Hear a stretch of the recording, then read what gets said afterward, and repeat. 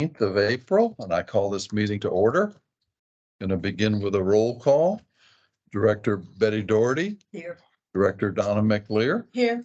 Director Bob Lux is here. Director Dale Walker. Here. And Director Mike Wise. Present. Thank you.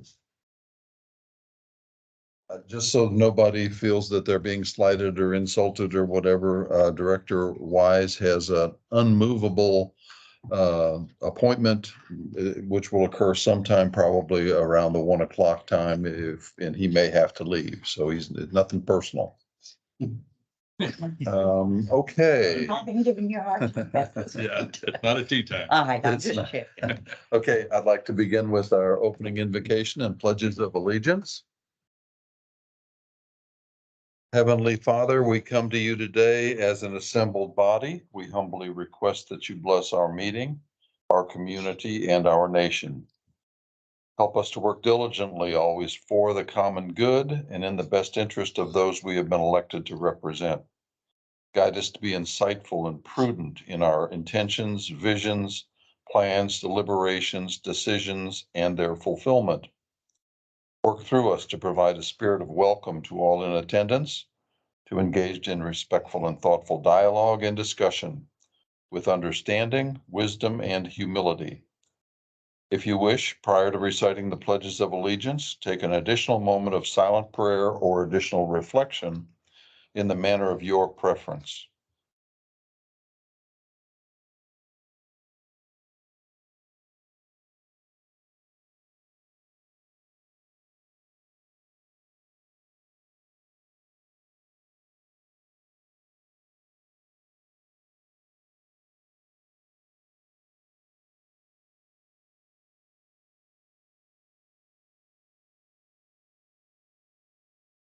Thank you.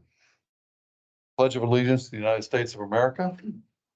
Pledge allegiance to the flag of the United States of America and to the republic for which it stands, one nation, under God, indivisible, with liberty and justice for all.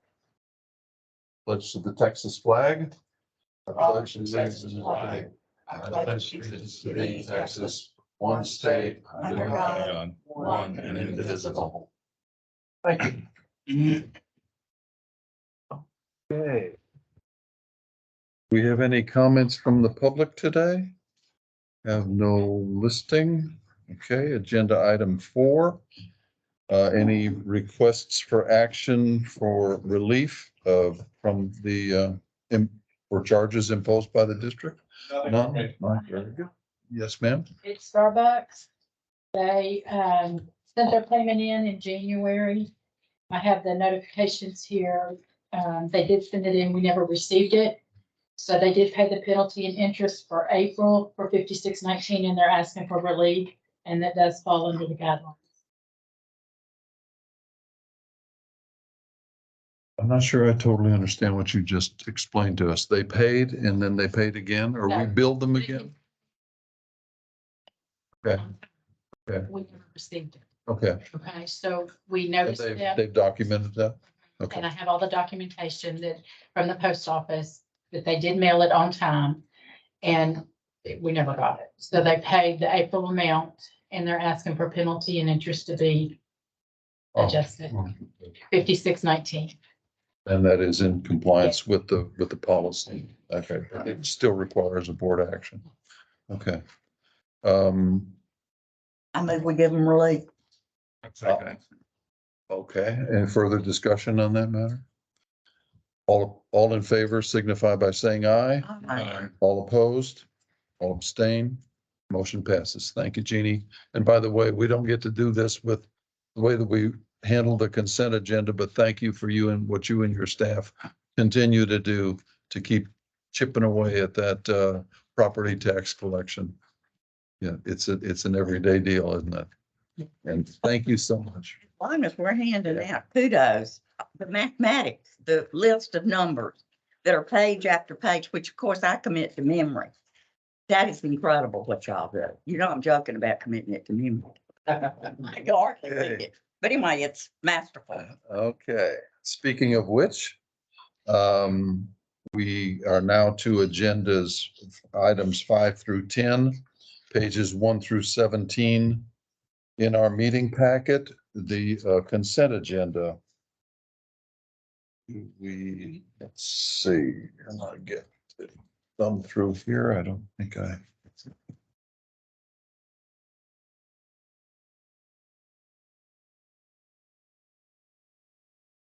Finding this thing right here. I have a question number Already 9. did. It was in that other.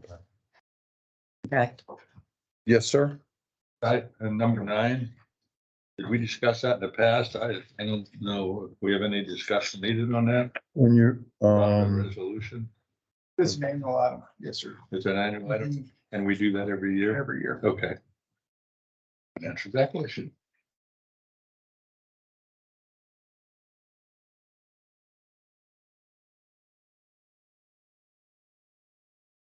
okay, We have two sets of, handouts. Is that what you were saying? It was in the old handout? This no, no, no, no, no. Oh, no. you're talking It was about in the one that was signed. That document that you just showed, Mhm. that was in that We packet of signed it already. information that, Yeah, okay, that Shelley gave us. okay. Okay. I don't, us, I didn't sign anything. Was I supposed to? No, Well, that's all I You're- care you're about. all- I just don't want to be, you're- messing up. okay, if we don't have any further discussion, I'd receive a motion to approve the consent agenda. Make a motion. Second, second. seconded, motion's been made and seconded to approve the consent agenda. All in favor signify by saying aye. Aye. All opposed? Abstain? Motion passes. Okay, we are now to agenda item 11. This goes from pages 18 through 39 of our meeting packet. Who's up first? Mr. Meeks? I will cover everything until I get you deep and Dan will fill me up. Well, then you're going to be on for the entire Mhm. agenda item. So no update on infrastructure funding. Berry Branch Dam, no update on that. That's the big project where we're going to replace the spillway, still waiting for the money from the state and coming through the courts and all that. Then on pages 37 through 41 is an update on the low flow vault lid replacement, the Bear Branch monitoring report, and as well as item number 12 on Spring Creek study. Basically, high level, low flow vault, notice to proceed was issued yesterday, and submittals are underway. The monitoring report, weekly check on there, there was a fence that was cut, so they repaired that and took out some graffiti. I think it was chalk graffiti they got rid of. No update on the strategic plan. And before I move to the project plan, any question on that or anything on the monthly operations reports? I have a question or two. I think one of the questions, discussing the aforementioned about all the traffic that's along the Bear Branch Dam spillway. Where exactly is the low flow vault? Is it on the downstream side or the upstream side? Upstream, the water side. Okay, because I was talking to you about the north side and the south side of the channel. There was something on the north side of the channel that was a tent Yeah. over something. Saw Yeah. that this morning. And I thought that might be over the low flow vault. Yeah, but not so, huh? There's chemicals in the south stick up. I don't know. Okay. I don't think there's anything else dam related there. You guys are gonna get into that this afternoon. Yeah, maybe. drive by it, you'll see. There, Yeah. each have tent.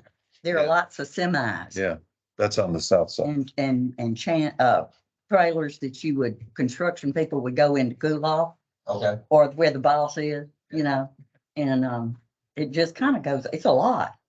We'll check on the seven, Okay. see what we. Page 24. I'm a little confused. If someone could please explain what, line item number 2, other revenues are, because that's rather substantial. And I also wondered if just coincidentally, it seems like coincidental that the expense, the other revenues is very close to the non-operating expenses. Is there any further clarification of that? Yeah, so other revenues is interest income, FEMA grant revenue, proceed from sale of assets and other gains and losses. So other gains and losses, inventory, so on and so forth. And then the other item that we actually have revenue in there is interest income. We've started moving the interest from the bonds over to the O&M sheet that you have here.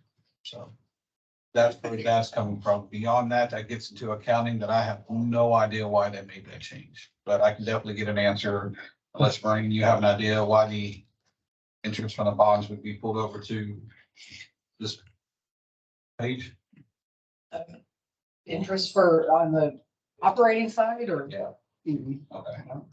So that's what that one is. That seems odd, being as you're so structured about keeping the various buckets and the walls between. It seems to me that that's mixing the proverbial apples and oranges. Do you think it is, Maureen? Going from bonds to O&M? Bond interest? I believe that's what you just said, isn't it, Chris? Yeah. That's what I was told last month Okay. by our accounting departments, the way Tom Michael had money. But I will seek clarification in case I've done something wrong. Or perhaps they have, Yeah. Brian, do you think that that's in Yeah. violation of, Well, I think I'd want to get, more detail from either Pam or Tom before we kind of speculated, because Right. there are a number of, anytime you issue bonds, a number of bond covenants that are required in terms of segregating your funds are related to debt service, and only funds that go in the debt service account go out. So I think before we speculate on Right. that, let's find out. for Okay. sure what's going on. And Fair what I enough. do remember is they're not actually in the O&M account. That's just where they're reporting it. But probably causes more confusion. So I'll get more clarification. okay, Yeah. and unless there's need for action, just take care of it next month, okay? Thank you. The other revenues. It's the interest expense, so it's gonna go hand in hand with what we just chatted about, so. I will get further clarification on those and get it to you. Thank you.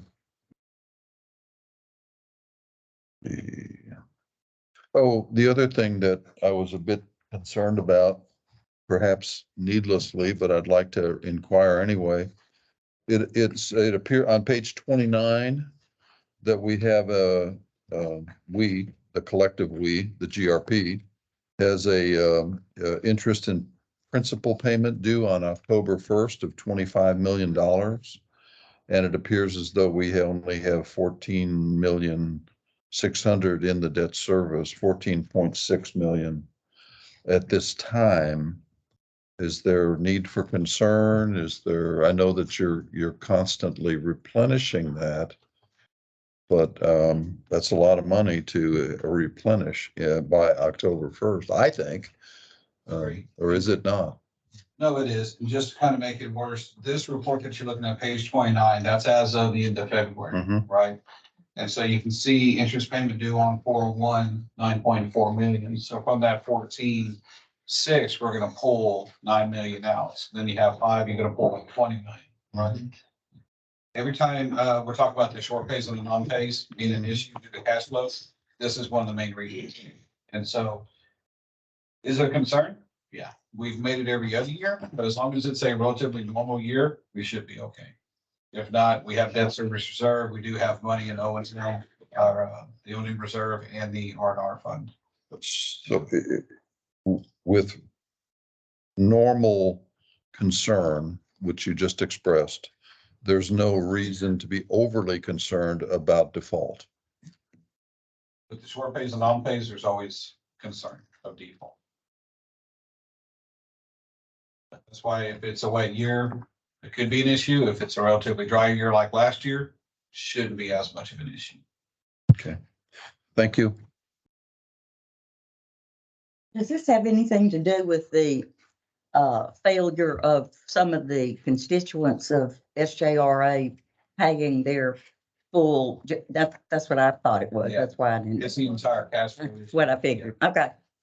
Yeah, just again, for the record, which I like to do monthly, as of this report, the short pay, no pay was $2.9 million. Mhm. Further questions on the agenda items that Well, I want Right, to ask, Chris where, had- where is the lawsuit going? It's before another court now. Right? I haven't been updated on that in a couple months because it always conflicts with mud meetings. Well, you know, when we were doing the wastewater, meetings, one of the last ones, the judgment was in favor of SJRA. That's the last one I knew of, but I knew it was gonna be going to another court. Yeah, right now I know they're going through depositions. Uh-huh. And then we're still trying to see if we can work with Quadvest to do, I think, what they call a Rule 9 or Rule 11 or so, where they want to appeal that decision, and they want us to agree to have it appealed, but they'll pay us everything they owe us and agree to pay going forward. Those details are being worked out right now. That'd help. Would help. Very good. That seems to be progress. Okay, were there any further questions or observations on that down, except for bullet point, the final bullet point, present the 10-year project plan? Hearing none? Mr. Meeks, thank you. One item, while we were chatting, Dan checked the Lake Conroe division, all those trucks and trailers do have permission to be there per Jace. He's allowed permission for them to stage there, so. FYI, somebody knew about Somebody, is it from Lake Conroe? Oh, purchase. it. Jace, Jay, Oh, Jace. Okay. Well, that's nice. If the left hand knows what the right hand's doing. well, That's always good. he generally tells Lake Conroe division who's responsible for managing it, Yeah. maintaining the land. It's in the Woodlands, but I have nothing to do with that. Right. I got you. I got enough stuff to take care of. Well, good. Thanks, Dan. and you're doing a fine job too, I might add. Well, thank you, I tried. Well, he agrees with me. That's why he's doing such a good job. You do know that, don't you? I know. All right, It's nice that you now have an assistant at the wastewater treatment plant to take samples and judge those samples and so forth. That's way to go, Betty. All right, so prior to the meeting, I passed out a couple items. This item is bound book is our 10-year project. This includes maps, summary sheets, detailed logs, some executive summary, so on and so forth. This is the detail behind the summary, which is the PowerPoint that I also passed out. So I'm not going to reference this too much. If y'all seen it and y'all have questions or you see something in there you want to chat about now in the coming months, we definitely can. But in the essence of time, I'm just going to run through the PowerPoint and hit the highlights. So I'm going to run through it, but if you have questions, let me know. Start on page 2. Want to start with some of the Texas water issues y'all probably seen over the past year. Pulled the headlines from some of the ones I can recall. There was too many I couldn't put them on here, like Magnolia's lack of water. That's not on here, but it is an issue. So the 10-year project plan is meant to be a proactive repair or replacement of the system rather than a retroactive, right? Yeah. And so in a lot of these cases, these headlines refer to places that were not proactive, they're reactive, and of course the customers at the end they suffer. So in the thought of putting together the 10-year project plan, just think we're being proactive. Okay. Page 3, level of service desired. Just kind of high level summary. Far left, you can have no water, it's inexpensive. Middle, you can have some water, but it's not always clean, clear, smelling good.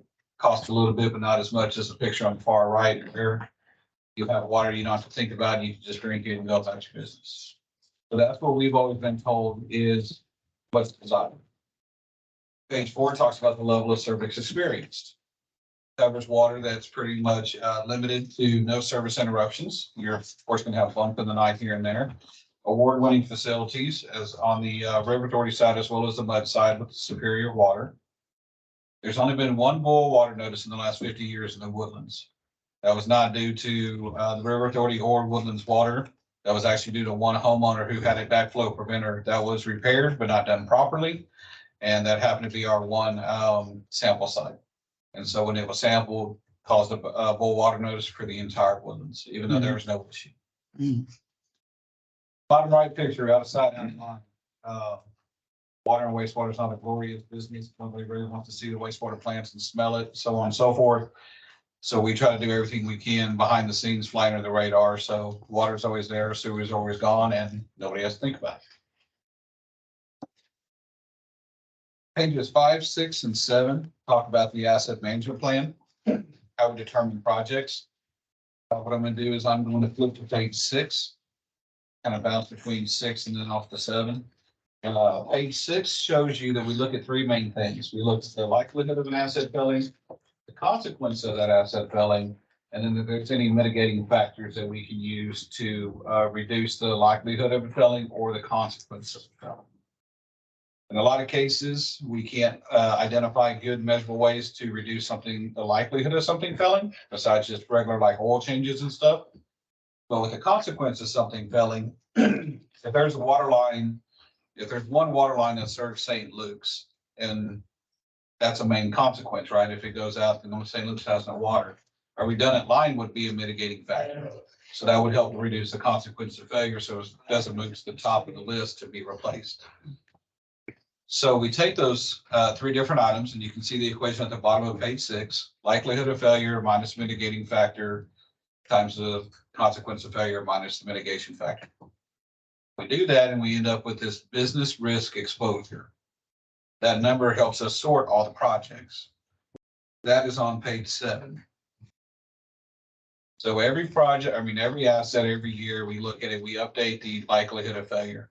Generally, the consequence of failure stays like it is because St. Luke's typically doesn't move overnight or every other year. But if a new hospital comes into an area that wasn't there, we update the consequence. Once we get that business risk exposure, we sort the projects and assets based on page 7. Now, if it's less than 10 on a BRE, it's pretty much just do oil changes, watch, monitor, and observe and see how it works, right? If the business risk exposure is 10 to 20, excuse me, depends where it sits in that 10 to 20, because that's a big spread what we do. Generally speaking, if it's 10 to 15, we watch it, pay a little bit more attention to it, but we just watch it. If it's 15 to 20 is when we actually start planning for it to be replaced. So that's where you'll see we observe and monitor for the project plan years 5 to 10, or in the plan for the O&M budget in years 2 to 5. Yes, a question. I assume that you somehow have a form that assigns numbers to these things. We do. So then there is, what the methodology is briefly behind signing the numbers? Is there just a bunch of educated people getting together and signing numbers to it, or? Yes and no. So glad you brought that up because I did forget about this. The presentation's like 40 pages long, but I'm only going to go through 20 pages of it. There's a lot of reference material on the back. So on your question, if you flip to pages 32, 33, 34, 35, and 36, that talks about how we kind of standardize on the asset scoring. So 32 states all the various things that we look at: age, condition, repair history, capacity, material, so on and so forth, right? But if you have me looking at something and saying the corrosive environment of an area is a 2 versus Dan, it won't be the same. So what we've done after that is on page 34 and 35 to kind of standardize and narrow it down to a box. So on likelihood of failure, 4 main areas: capacity, efficiency, level of service, and mortality. And we go through each of these boxes and say, okay, on capacity, does it meet the current and future needs? No, it doesn't. Okay, does it meet the current and future needs, but needs modification to maintain capacity? Yes. So we circle it 2. Then we go down to efficiency and do the same thing. So we do for each asset, we do each of these 4 items. Whichever was the highest number is the one that we use.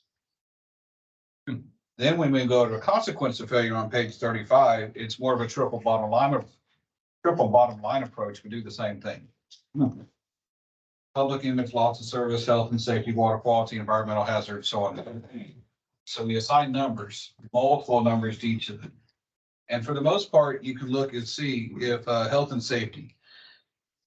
if there's no issue, it's a no impact. If there's minor injury, it's a 2, moderate, it's 3. That allows some of that to not be so subjective when different people are scoring. So every asset in the Woodlands, there's roughly 7,500, has multiple numbers tied to it. Very complex. It gets easier over time. Yeah. All right, so on page 8. This is just a general FYI. We are asked the question occasionally, is this going to be bid out? Are you going to go out for proposals? How does this work? Page 8 is a high-level summary showing the overall process for everything that's over $25,000, with the exception of equipment purchase. So if we're going to have a consultant come in and design a Fair Branch Dam, they're going to follow this process. We're going to put out RFQ, request for qualifications, on the street. It's going to state in there the project information. It's going to be online advertised as well as on our website. And of course, there's no pricing for professional services, but after the RFQ, then we typically go to a PER, then final design. Then for anything construction that's not low bid, what we do is a competitive sealed proposal. You don't want just low bid because then your quality may not be good. So we do a combination scoring of price and quality. High level view of the process for everything over 25,000. All right, now to the project plan, page 9. 2 main focus areas in the project plan, one of which most of this presentation focuses on. On the left-hand side of page 9, you can see the wastewater system. It's essentially what we've talked about for the last 15 months related to the strategic plan. Gravity sewer line rehabs, wastewater plant replacements, so on and so forth over the next 10 years. On the right-hand side, the water system, the main concern is the AC asbestos cement water lines that have a service life of about 50 years, and they're currently about 48 years. The oldest one is about 48 years. So, all right, flipping over to page 10. What we have inserted into this year's project plan presentation is what are we asking for? A lot of times we present this information and we know what we're trying to get out of it, but we don't, or I don't clearly convey what we're trying to get y'all to do. So ask number 1 is to understand the funding that is needed in the R&R fund that comes from the O&M budget. Okay. 2 parts to the project plan. One part is cash funded. The other part is debt service. Bonds, loans, grants, whatever it may be, okay? Ask number 1 is only related to the projects on page 11, which are in the R&R fund. R&R fund over the 10-year period has a total cost of about $83 million. Projects are generally, actually every project is, generally every project is less than 30 years of service life. Meaning in 30 years, it's going to be replaced, or 20 years to be replaced, 10 years, it's going to be replaced. Not going to bond finance something for 30 years, it's going to be replaced in 10, 20 years. So there is an exception here. The elevated storage tank number 6, lifespan 75 to 100 years easy. The only reason that's in there is we already have 4.6 million cash on hand to fund it. No need to bond fund it if you have most of the cash on hand. Well, rehabs are typically 10 to 12 years. Generators can be 20, 25, just depending on condition and so on and so forth. But all the detail related to these summary projects are identified in the project plan. So you can go through and what's this, what's that, so on and so forth. Flipping over to page 12.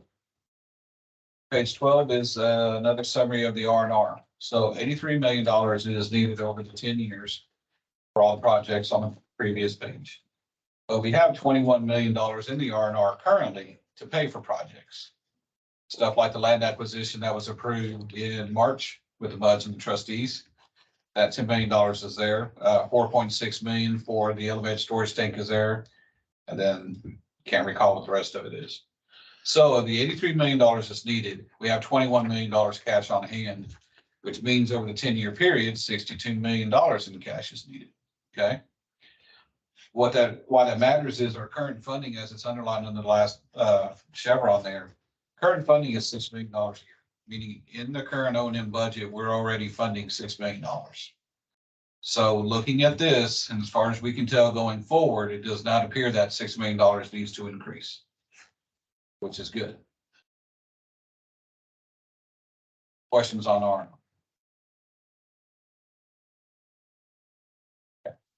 Do you know where we are with land acquisition? I know that we said, let's go with it.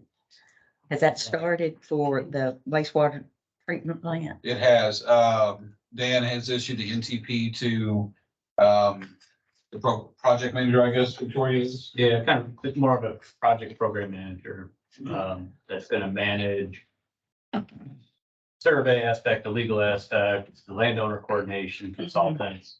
And today we issued requests for qualifications to get, legal on board for land acquisition and also a consultant for that landowner coordination piece. We also have an RFQ out right now for surveying services. So hopefully by June, board will be executing some contracts and midsummer starting to proceed in more detail on the land acquisition piece. All that goes back to the, I think it was page 8 where it said everything over 25,000, so. Page 13, ask number 2. There is no action today on ask number 1 or number 2, but just to know what the second part of this is at a future board meeting, approve the river authority to sell bonds for water and wastewater capital replacement. I'll go into more detail about that. I'm on page 14 and 15. So page 14 spells out more of what I asked to it. Top is about the water bonds, AC water line replacements, ground storage tank replacements, and a water well replacement. Water well replacement is contingent on 3 other wells coming out of service. So we're not adding well number 40. We're actually looking to take wells 1, 2, and 3 out of service and replace with just one. Wastewater system bonds are related mainly to the wastewater strategic plan, replacement of the new treatment plant or the old treatment. A lot of information there, but there's still more to come. So I ask you a question about water wells 1, 2, and 3. Are they no longer efficient? Not efficient, nor they're not efficient. They're about 50 years old, and then they have construction issues, if you will. Like well 1 is bent, and so the actual shaft itself is bent, so it keeps throwing spider gears. Well 2 has a lot of methane issues, and so we very rarely use well 2. We have an air stripper on it. Well 3 is the big questionable one because it's still a big producer. So if it's not well 3, it could be well 5 who had iron sulfide. I think it was iron sulfur, iron bacteria at one point in time. Hmm. So Could any of this be aquifer depth related? Any of these issues? Okay. well, I mean, yeah, the methane could for sure. Yeah. Very good. Thank you. Could that be leak in the casing for the methane? Yeah. Yeah, so you have organics in the shallow and somehow it's getting into the wellbore. And then when you're pulling up on it, you're getting the methane up with it. Yeah. That's why it's very, very rarely used. Just keep it in the ground. If it's an emergency, then we'll turn it on.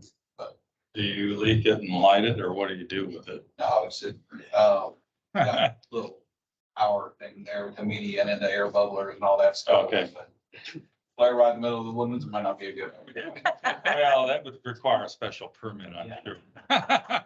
We do it all the time in West Texas, but we can get away. That sounds like West Yeah. Texas. Yeah, that's true. All right, so pages 15, 16, and 17 are related to, and actually 18 and 19 are all related to the AC water lines. So we've talked about the AC water lines for the last couple of years, but just to kind of regroup and summarize. Page 15 on the left-hand side lists out some bullet point concerns. On the right-hand side shows the age profile. AC lines installed about 1975. You can see through about 1984, 1985 or so. 50 years of service is what's generally expected for AC water lines. So we're right on the right on the beginning of needing to replace those. But that isn't all the piping, that's what stuff we put in 75. Correct. You know, as as the back of the Woodlands as an example, which was put in much, much later. You don't have any issues, I would assume, with that. Exactly. So page 16 shows you the map of exactly what you just said. Okay. Each line that you see, each of the colored segments is a AC water line phased replacement. That's the entirety of the 48 plus miles of AC water lines. How do I read this? It's. But this doesn't tell me which were replacing right away. This just says the different lines in here, right? Right, that's just showing the different segments. All that is detailed in your project plan. And this. Mhm. Is that one, just for reference, Mike, I think, would you correct this? Chris, if it's wrong, that line that goes from what appears to be 242 kind of south, it's got green and 5 red dots on it. Is that Gosling? Yes, Okay. From and then red to blue. from research, Oh, no, right here. See, Oh, that's from research. I believe that would be. Well, that'd be, because Shenandoah is shown there. That'd be research, wouldn't it? Yes, Okay, yeah. that is the first line we're looking to replace. It's actually under design now. It's the town center Mhm. water line project. Okay, then what is the furthest, if the north of the page is north, excuse me, the top of the page is north, what's that purple line? Is that Falcon Wing? Keep an eye on that. I don't know. I don't think we go to Kirkendall. If that's Gosling, which we've just determined that it is, the next one, north-south one over, I'm just inquiring or guessing. Because it appears to go down to Flint Ridge. you'd have to have. So we know where we are. Mhm. You live at the purple line. Even on the map, it doesn't show. Yeah, Falcon Wing. You're right. Okay, Okay. I wouldn't have found that. It's on page 67 of your monthly application. Where's Woodlands Parkway? I would Oh, yeah. say it's gotta be that red line down on the south. Yeah. 67 of this. book here. Yeah. Even Yellow though was, the yellow was Falcon Wing. No, I think the purple The purple on the to far the far left. Okay, so then Flint Ridge is yellow. Yes, part. partially. That's saying Kaufman's Crossing. With that. What may be easier in your binder is this. Oh, yeah. map. Okay. That one may be easier to see, so. What page is that? Where's that? That- Right in the beginning.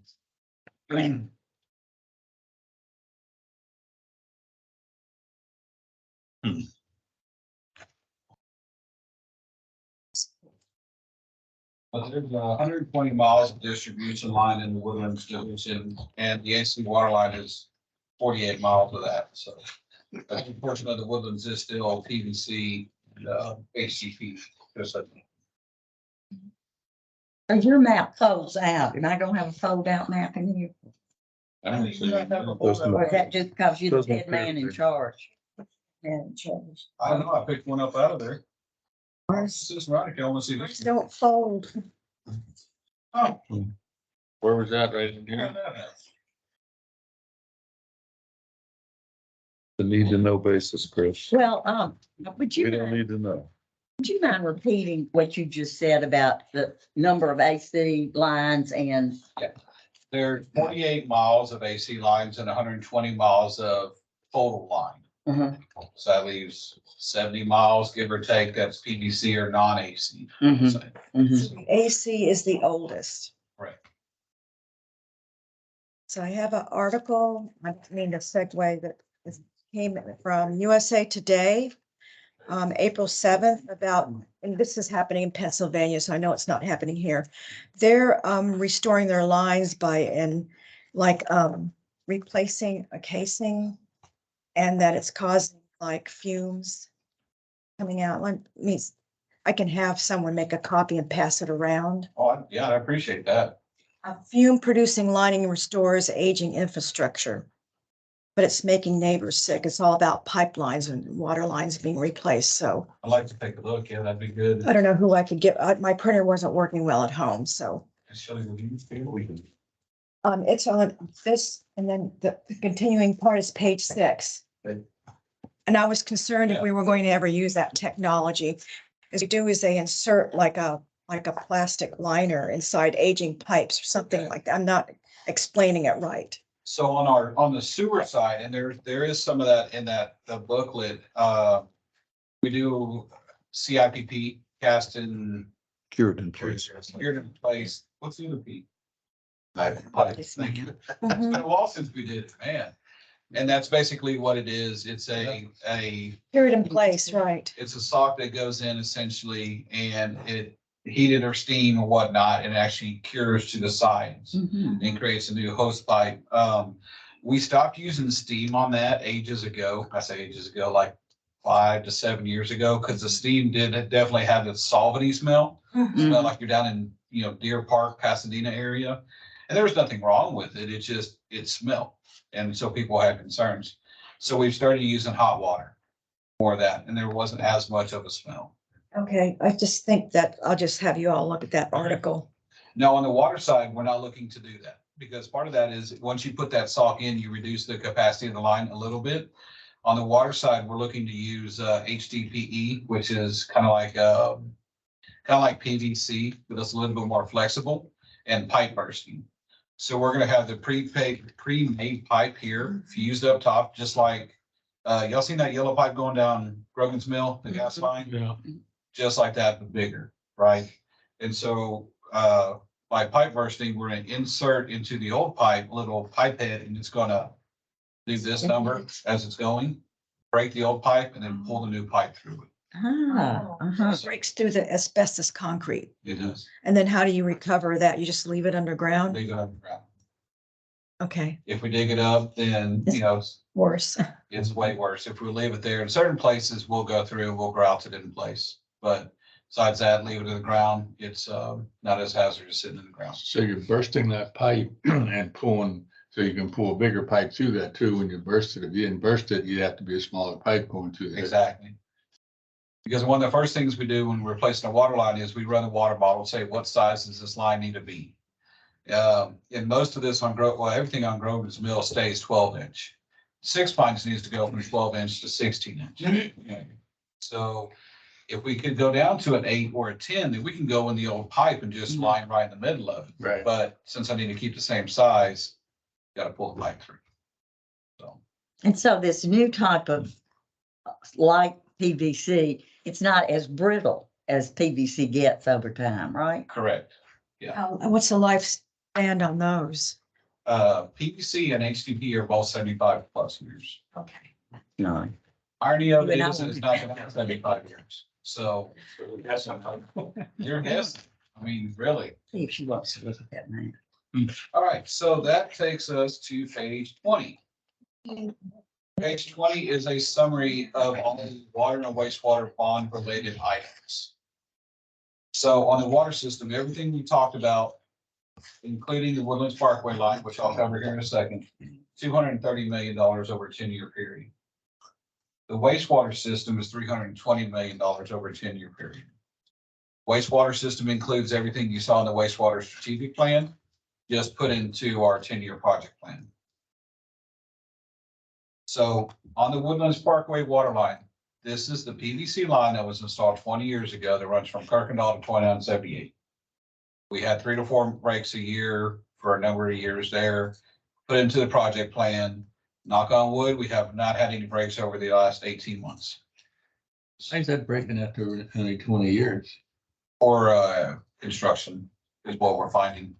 I think you're saying that where, sand was failed to be, you Right. put in it to support the pipe, and so there's no support and it breaks. There's no support, and it looks like when they put the pipe in, 1, no sand, and 2, as they put the joints together, they used a backhoe or something, so all the joints are kind of cattywampus. Mhm. So. Where's the inspector on that? Developer.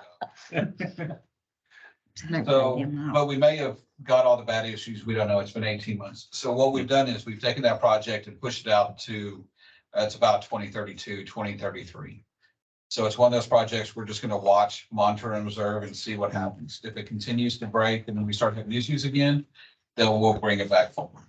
Where's that? Which one? That's On here? I like the one. You want page? Nobody wants like. It's the second one. 3 pages like this, because it's a whole paper. Go after you. So I got, oh yeah, I gotta put them together. Thank you. Here, I wanted it. You did it.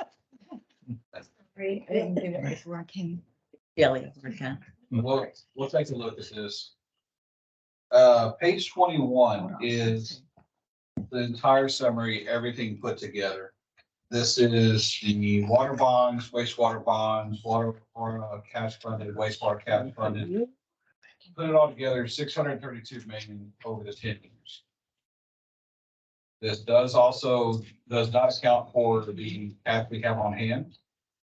From a previous slide, we had $21 million in R&R. And then we have 25 million in And that's bonds. Brian. Any more? So just one packet or? If you Four put three pages. together, Sorry, it wasn't stamped. take it all together, yeah. The last thing I have is on page 22. Page 22 is just the thought of, $632 million is a thought of cash. The entire Woodland system to replace it's about $2 billion. So the 632 million represents 31% of the entire system. So there's still a large chunk that needs to be replaced eventually. The good news is when you're looking on page 22, from everything we can tell and what we've looked at, you're always going to have something that needs to be done each year. But the next major set of maintenance is around 2050. That's when you're going to start looking at wastewater plant 2 and some of that PVC that was installed in the 1980s, just to see if it's going to last us 75 plus years. So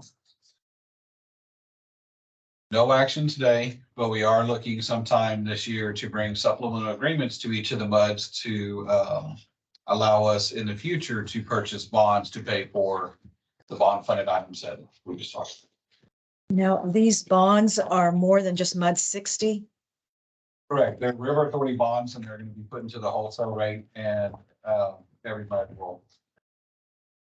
None of the bonds will be issued in the name of a MUD. They'll all be issued by the River Authority and will be revenue bonds that would be, the debt service will be paid through a component of the wholesale water and sewer rate that's charged to the applicable MUDs. So that's always been the most efficient way to be able to finance these types of projects, because instead of having 10 different small bond issues and issuance expenses, et cetera, and possibly different credit ratings, you're able to rely on one central utility, reduce the amount of issuance expenses, also be able to hopefully get the best rate possible for a larger bond issue. From a legal perspective, though, isn't there, well, I don't know if this is the right word, an interlocal agreement that says that we're going to pay SJRA? So That's why the information is being disseminated, because ultimately it's going to go to our ratepayers correct. So in their What the- rates. you're right. And so what you already have an agreement in place that you've had, for decades with the River Authority, that the River Authority is tasked with owning, operating, and maintaining all this infrastructure. Their mechanism to be able to pay for rehab and rehabilitation is to charge that in the wholesale rates and otherwise make cash calls. So to avoid these incredible spikes in rates, and in order to smooth out the increase over time to correspond with the useful life of the infrastructure that's being rehabbed and the useful life being extended, that's where the bond issue is coming from. So in order to allow for the River Authority to issue the bonds or series of bonds that we're talking about, there'll be a supplemental agreement between each of the MUDs and the River Authority to authorize them to do that. And we've already gone through this process once before. I know we've got some new board members, but all the MUDs did this back in 2017 when the River Authority issued bonds to fund the repair and replacement of other infrastructure. So this will be that same framework, so to speak, on basically a larger scale. So instead of a one-time bond issue incorporated into wholesale rates, it'll be a series of bond issues to be able to handle all these projects. Thank you for that clarification. Yes, sir. Yes, sir. Anything I missed, alert me. That I need to know. You'll be It's there. gonna cost- I'm gonna give you written some, If it's gonna cost me money, right? I'll let you know. The rest of the handout, just reference material, talks about how we, costed the water line projects, talked about the potential high level schedule for the bonds and, yeah, or asset management type stuff. Long story short, that's all I have unless you have any questions. Great report. Thank you. This is like take home homework, isn't it? That's what I thought. 632. Okay. We now go to agenda item 12. Receive update on SJRA led Spring Creek detention study. I assume that's Mr. Hildebrand? That Yes, no? belongs to mine. Just went in the door. I think we already talked about that one a little bit. Chris mentioned it, that in your packet, page 40 and 41? 40, 41, there's an update from Matt Barrett, our flood management manager. And then also I saw further in the packet, there is kind of the handout, page 62, regarding public meeting number 2 coming up. That'll be taking place on May 2nd, 6 to 8 p.m. over at the Woodland Township. So that's really the next milestone, that public meeting. Just as a request, I guess, to this board, being as we are one of the funding partners, MUD 60, our participation would be helpful as board members. And also, I would say, let your neighbors, friends, constituents, people that you know are interested about this, because MUD 60 residents will be financially, we're a small partner, but a funding partner nonetheless. So if we go up and let your friends, neighbors, and constituents know that of its occurrence, that would be helpful. Something that we need to put out there from our MUD. I mean, is it like, in the billing cycle? Too late. Cause it's May, isn't it? May 2nd, it's not that far away. So that's right. No way, never mind. So it'll probably be. word And of it's in 2 weeks. So we should just attend it and. I would think and so. listen. And, if you have neighbors, if you're out, walking the dog or whatever, just say, hey, this is going on. Just to let folks know, because there is a portion of their rate money going to fund this study and potentially fund any of the improvements. Now, right now, the entire cost is being borne through a grant, which received $500,000 from the Texas Water Development Board. But to continue this, there's going to be, that's what these are for, these meetings, to assess the need. Can you, Yes. am I on the right track? And as part of I think the requirement of the grant, there has to be several public meetings. So this is the second one. The first one I think was in Waller County, right? And so this one's local. And not only is it to educate the public on the process, what's going on, what the potential plan is, what the progress of the study itself, but also it's an opportunity to educate the public and local public officials on what this is and raise awareness, because there are some known hurdles to the potential project that may need additional support from local public officials, whatnot. So it also is important to make sure that they're fully aware and understand what this report is going to look like and how it would need to be implemented if it ever could. Does that make sense? Yes. Oh, did I misread the series of meetings? I thought the public official meeting was separate from the public meeting. They're not, they don't all, they happen, official meeting happened separately. I believe that's what I read. Well, we're trying to set up some separate meetings with some public officials to dig a little deeper into it, but into the politics of it. But I mean, I believe the public officials are invited to this. Uh-huh. And so there'll be just a public official later. It must have been noted or I wouldn't have known about it. Yeah. What's the page? there? Eric's right there. We're looking to set up some separate, other public official staff. What page is that on? 'Cause I There's obviously another read it. summary on page 40. It's just an email summary. Where it's referencing the reaching out to public Okay. elected officials. Thank you. But Yeah. everybody is invited to that public meeting. Okay, great.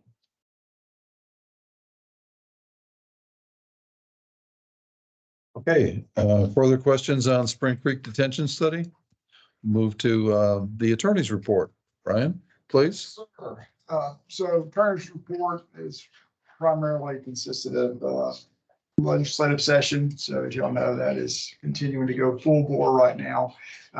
Went through a number of bills at the trustee meeting last week, so encourage y'all to take a look at that. There have been roughly 8,000 or so bills introduced. That's about a 15% increase over the last session when there were about 7,000 bills introduced, and that's also well far ahead of where they were in 19 as well. So a lot of bills out there. Not a lot has passed. Committee hearings are being set. They've got one today in natural resources. We talked a little bit about a bill regarding fire hydrant inspections that I think is going to have some level of opposition because the wording is not very clear and could potentially require up to twice daily inspections. And we've got hundreds, 1,000 or so. Do you know what bill number that is? Oh, golly. We talked about You can tell me about it later. that. You don't have to, Is- when you texted that to me, there wasn't a bill number. Yeah, it's House Bill 2496. Is that bill?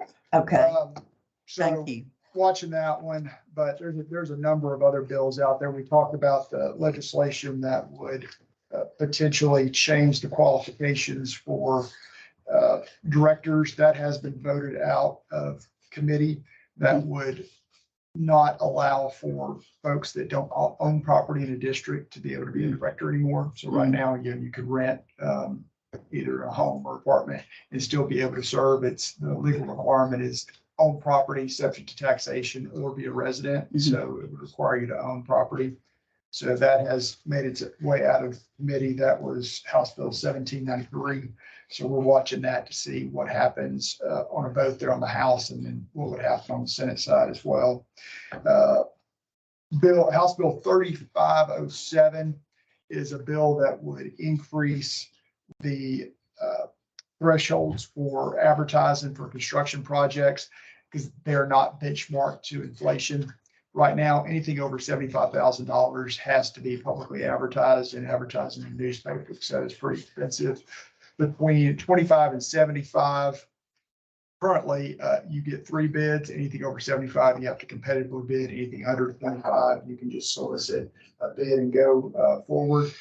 This new framework would say anything between 75 and 250, you get 3 bids. Anything under 75, you just get 1 bid. So that one passed out of committee last week.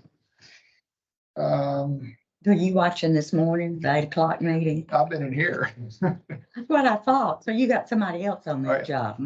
Okay. Yeah, we have two of my partners are full-time. So is her name Debbie? It's one of the lobbyists? Uh, Because Gordon Diana. was trying to tell me Yeah. last time. Diana Miller's. Diane, I knew it was a D word, Diana. Okay. So they are in Austin pretty much throughout the session, monitoring bills that we've been hired by clients to specifically advance, as well as assist AWBD, which is overall Mhm.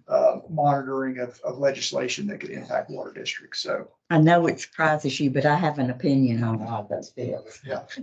And I regularly, am, you know, Well, I'm doing glad- that form. You know, if I can find out something about them. Glad you're watching them.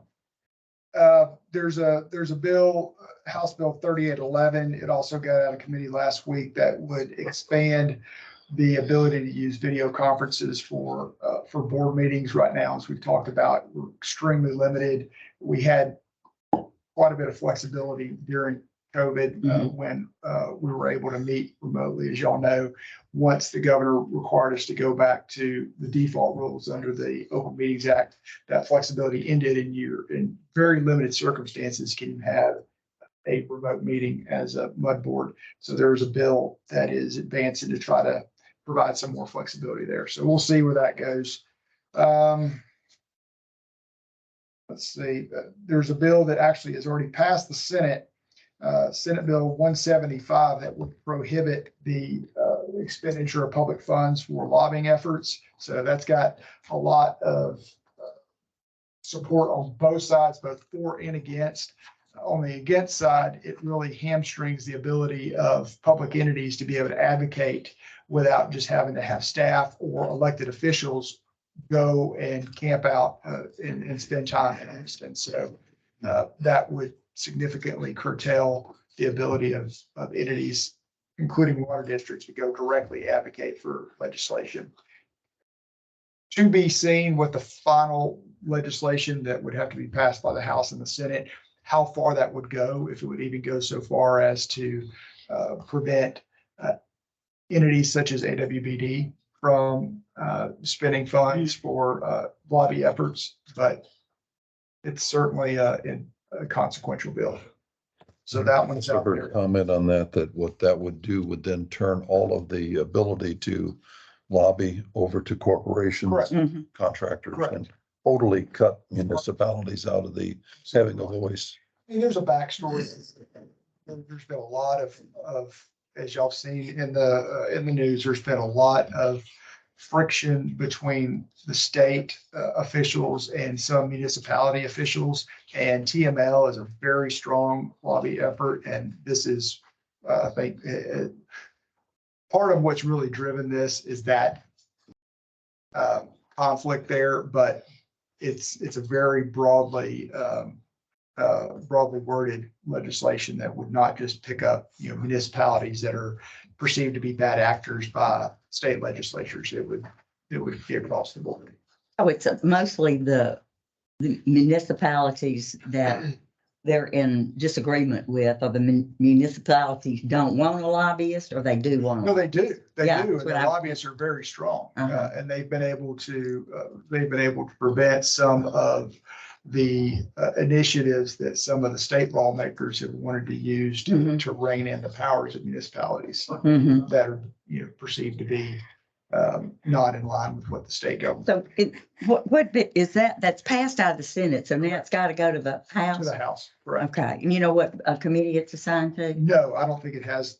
Last I checked last week, it hadn't been assigned to a committee. I haven't Okay, seen- I'll look it up and Yes. follow it. Yep. Thank you. Yep. Another bill that would require for any bond elections to change to only be in November. That's Senate Bill 946. There's a bill that got pulled back from a committee hearing and we're hopeful doesn't advance, Senate Bill 1546, that would restrict the ability of a special district to be able to essentially exercise its power outside of its political boundaries. So right now, districts have the ability to pursue projects both inside and outside their boundaries. There could be, for instance, regional projects. We're involved with one. Now, there's a carve out that allows for existing projects that already have contracts to continue, but as worded, would prevent those types of projects in the future. So, but thankfully, that bill has been pulled back by the sponsor from a hearing that was supposed to occur, and we're hopeful that that one doesn't advance. But that one could be problematic if it were to get legs.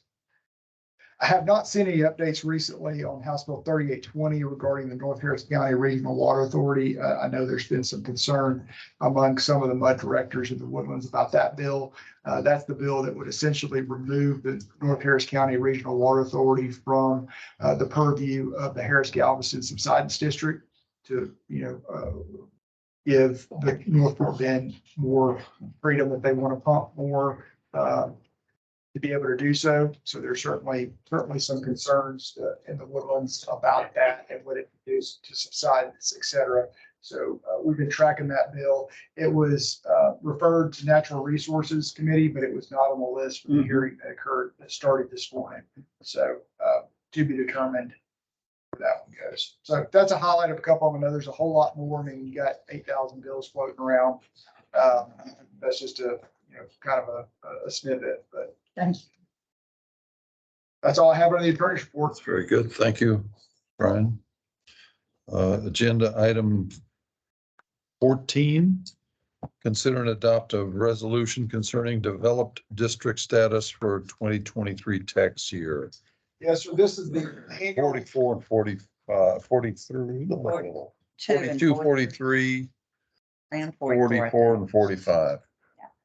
This will probably be the last year we have it on the regular agenda. This is one of those annual items we'll probably move to consent agenda in future years, but because it was new in 21, this is our third year to go through it. I think people will be more comfortable with it in future years if we just move it over to consent. But as we talked about in previous years, this is a resolution to determine whether or not you have infrastructure in place to serve 95% or more of your projected ultimate build out in your district. Your engineer fills out an exhibit that's included in your packet that certifies as to whether or not that threshold has been crossed or not.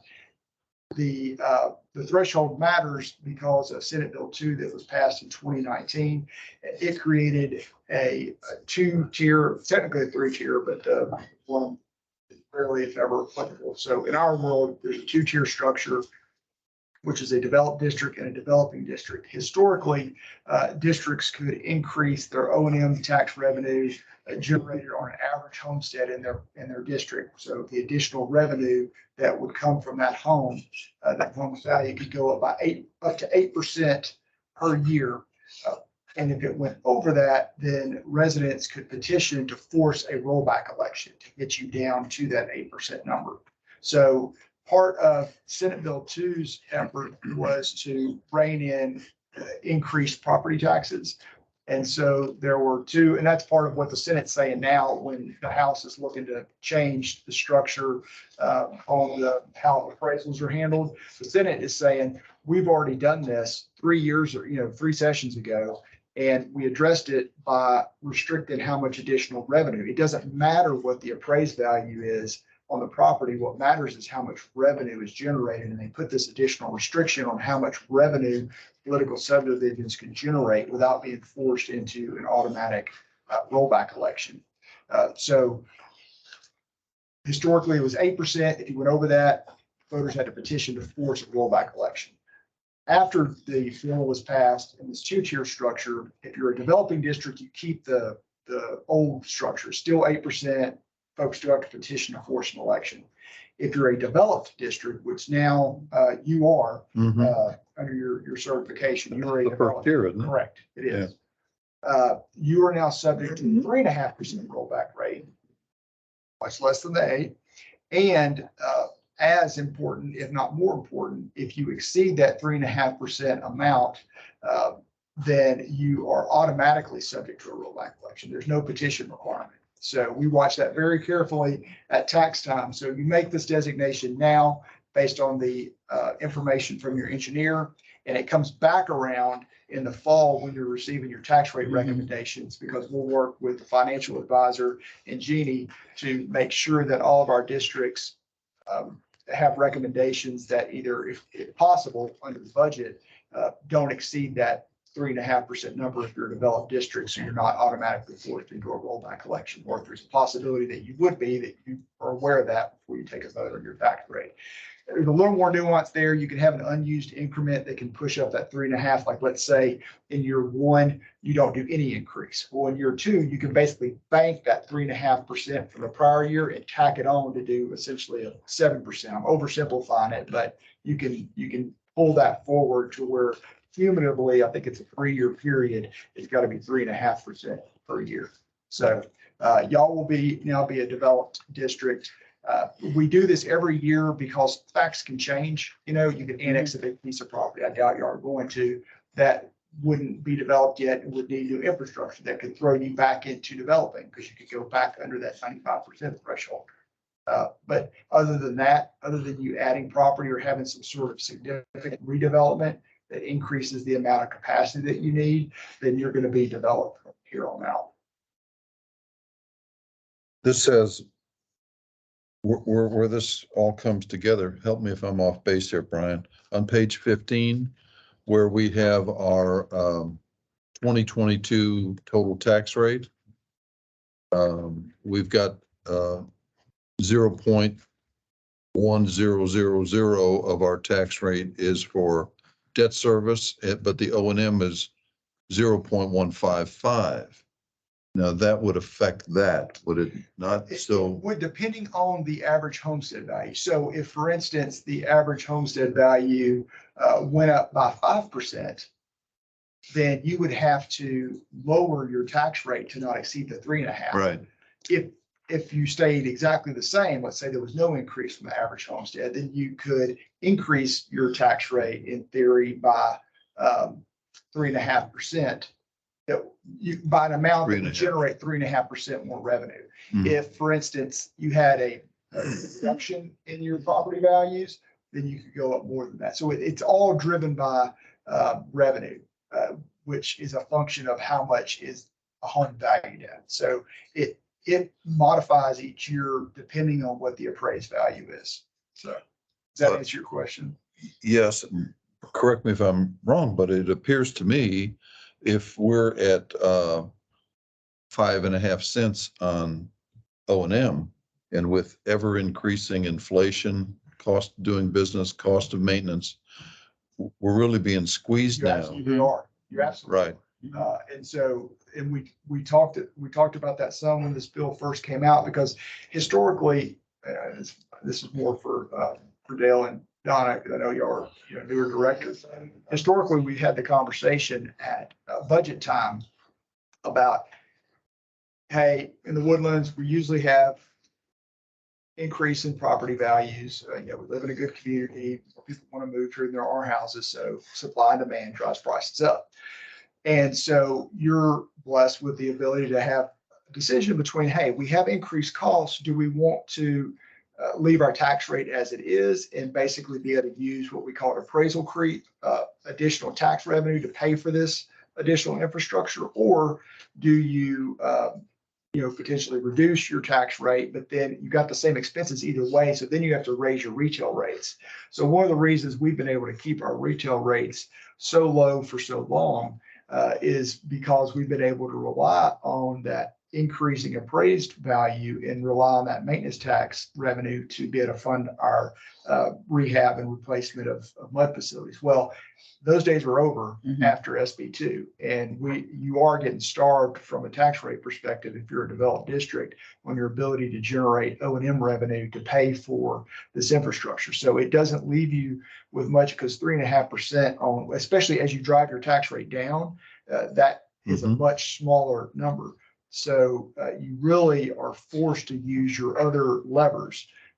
One lever is increasing your retail rates or issuing bonds. And, you have most of the MUDs in the Woodlands now have pretty limited remaining property tax authorization for bonds to be able to pay for infrastructure. So you could issue revenue bonds or. That requires a vote.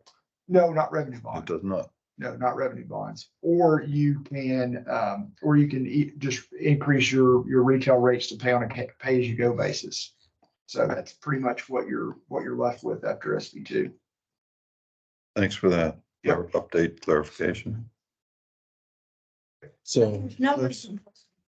Tabs on the back about the Well- rate that we managed to Well, I mean, it's great for your residents, but when you couldn't have anticipated that by lowering your rates so low, you were gonna put yourself in a position to not generate revenue to pay for things as you go. I mean, you could have anticipated how FB2 was gonna shake out. Here we are. Okay. A motion on that resolution. Okay, I'd receive a motion to adopt the resolution concerning developed district status for 2023 tax year. I so moved. I'll second that motion. All in favor signify, further discussion on this matter? All in favor signify by saying aye. Aye. All opposed? Abstain? Motion passes. Thank you. Did we really have a choice? I didn't think so. It's a law, right? We're Yeah. gonna move it to consent going forward, but we kept it on the regular for a while just to kind of refresh everybody's memory for a few years. Thanks. Okay. General Manager's report. All right, good afternoon. General Manager Peterson, please. Thank you. General manager report starts on 47. If you want to go through that, just wanted to point out a few highlights. First one was on One Water, just to give you an update. The township did look at that item and did vote to resurrect the idea, resurrect the One Water committee. So we met with representative of the township and kind of just talked about in generalities, some of the direction that it could go. So I think there's a lot more conversation, specifically to identify what the focus and goals of the organization should be. So we may be coming back to the MUDs to kind of get some clarity on the MUDs feel like the focus should be, so that we can help that help One Water along. Next item I had was just an update to let you know that we did settle with TACUS. And so we will be kind of prorating not only the cost, but the proceeds that will be coming back or have already been received from TACUS. So we'll be doing the proration of the costs and proceeds as we go forward. We received a notice from Montgomery County Appraisal District of some changes to their salary structure. Our understanding is that it will not affect the overall budget that we've adopted from them, but it has some changes in how the salaries were essentially structured. So 52, 53. Yeah, essentially on 52, 53, essentially there was some modification on some titles, but it doesn't change the budget. So bottom line. So wanted to point out, I'm sorry. I'm just interested that it comes from the appraisal district. I mean, you don't have to explain that to me. I'm just, that just is interesting, that that's the name of the entity that sets that for all governmental agencies or, No, I think it's just for their Montgomery County Appraisal District oh, okay, and the employees within. okay, thank you. I wanted to point out some years of service recognition from Woodlands Water Agency, Marine at 25 years, and Tony Rendon of 41 years. 41 years is impressive. Ah, So 25 is impressive enough. Yeah. 41's another. It's rare these days for sure. Yeah. Congratulations, Maureen, again. Well done, 25 years. Just a couple articles we put in the packet. One was on lead service lines that we'll be hearing more about over the next year as it pertains to us. PFAS, which is some chemicals that are used in certain things. And then also just wanted to point out some of the items that we're putting out through different outlets as part of the strategic communication plan that John's working on. And so there's a few of those in here as well. And we will be working diligently on that as we go forward. Next week, we're going to be meeting with the Public Education Committee on the 26th. And we'll be talking a lot about, as you heard today from SDRA, there's some pretty significant infrastructure things coming over the next decade or so. So we believe there's going to be a pretty robust public education campaign that's going to need to go along with that to educate the public on why, what it is, how much it costs, what the effects will be, those types of things. We're actually in review of RFP with SGRA to look at hiring potentially a PR firm to help the efforts. More to come to that, and we'll talk to the PEC next week about some of that. And then finally, just an update on the trustee meeting. There was the personnel committee reviewed and made recommendation on our request to modify our holiday schedule for the employees of Woodlands Water. Essentially, in 2023, we'll add Veterans Day as a holiday that we will utilize, and then that's in November. And then we'll keep the floating holiday. And in 2024, we'll add MLK, President's Day, and Veterans, and we'll remove the floating holiday that's in place today. So that will bring the total holidays from 10 to 12 and be more consistent with the area municipalities that we coordinate with, like SGRA, Montgomery County, South Montgomery County MUD, and a number of other municipalities that we researched. So that was approved by the trustees as well. And that is all, I think, all I had. If we could consider these two together, items 15 and 16, if there's any questions regarding the general manager's report or the trustees report, we'll be happy to answer them. I have one question, and I think it's kind of straightforward, but I just want to make sure that on page 48, under the TCEQ notice of violation, just the way that the wording is, apparently they're saying that this will be corrected. Is that a mandate, or are they going to come out here and help us fix it? No, Mike can probably elaborate more on it, but my understanding is that they put us on notice that they felt like we were in violation. We responded. They have agreed in concept to our response to clarify our operations and how we handle it. They just haven't put it back in writing to confirm their agreement, at least with our response. Okay. That's correct. Jim, we've talked about this for several years. I know this issue, and you'd looked at various options of completing the loop and trying to tie it back in. Not really cost effective. I mean, these are all manually done now? These flushings? Flushing is we're not flushing all of the dead end lines. And the way the Woodlands water system is laid out, we have hundreds, many hundreds of cul-de-sacs with what they refer to as a dead end line. But the way it's designed, the pipe diameter gets smaller and smaller and smaller as you get towards the end of the cul-de-sac.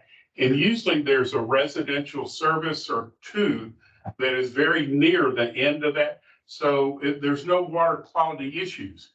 And that's what is really all about. They want to make sure the water quality is maintained in dead end line situations. And one surefire way to do that is to flush those on a regular basis. Well, essentially our customers that live near the end of the line are doing that flushing for us because that's their water service tap. So that's the way the system here is designed. I understand TCEQ does not allow that type of design any longer. They make you loop or connect the cul-de-sacs and dead end lines, but we were installed and built before that requirement. And truly, the water quality is not an issue over the majority of the woodlands. So it's just a waste of money and time if we were to go back and actually try to put a blow off or flush the dead end line. We'll have to replace it according to the regulation though on the new stuff that we do, won't we? Well, we're not going to be really, if we built a new section, then it would fall under the new guidelines and newer developments around our area are doing the newer design. But so where we there's any replace circumstance where we would have to come back and reconstruct the system. We just need to try to be successful in this appeal effort appealing to their better senses to let us do what we're doing. Does the bill 2496 have anything to do with what we're talking about right now? That's the fire hydrant. That's the right? fire hydrant. No, this is about having to, flush the lines, basically waste water if it's Uh-huh. quality water Uh-huh. to meet a technical requirement. So Right. you'd have to have Woodlands Water staff or have automated, blow-offs that would go at certain intervals installed. So you'd have either money for that cost or money for the people to go out there periodically and the Mhm. amount of money you waste on the water in all these hundreds of cul-de-sacs. Yeah. That's all you're doing to meet a technical requirement if you can back up that the water quality is good. So this is something entirely different. I'll just Correct. read it. Okay, Correct. good. Thank So I you. was mistaken, Jim. There is manual blow off at this time. That's being done by the residents through their regular usage. There is Okay. not. Thank you. In conversations you've had either currently or in the past with TCEQ, are they going to buy into this logical explanation or do you feel we're going to have to incur expense to correct this? I mean, Yeah, verbally, they bought into it. We're just waiting on it in writing. Okay, okay. That was then, tomorrow's tomorrow, right? I haven't checked with them since January, so Okay, maybe time to shake the tree a little bit. okay. Further questions to General Manager Peterson or myself and General Manager Peterson about the trustees meeting? Failing that, failing questions, we'll move to closed session.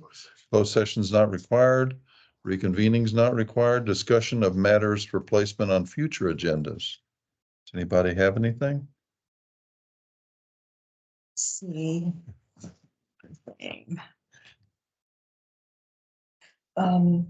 Maybe we could do this in just as an educational update for me as a new director. I don't know the difference between the Texas Water Development Board and then the State Water Implementation Fund called the SWIFT. And now there's this nonprofit agency I just discovered the other day, Bayou Land Conservancy. I don't know if I'm pronouncing that right, that just moved to Gosling Road, and they're talking about helping clear land for flood control. I don't even know what they are. So unless anybody And here the knows. legislation for this new fund, I forget what it's called, but I it's. think we can Texas do that something offline. For. We can explain TWPD and SWIFT. It's different organizations, Yeah. very different purposes. I'd be interested in that. Until Director McLear told me about it, I had no idea who they were. I saw they're in Hark. Are you familiar with them? Bayou Land. Yes, sir. Yes. Okay, would you hang around and educate us? Very good, thank you. Thank you. Hearing nothing else, I'll move this meeting adjourned. Thank you.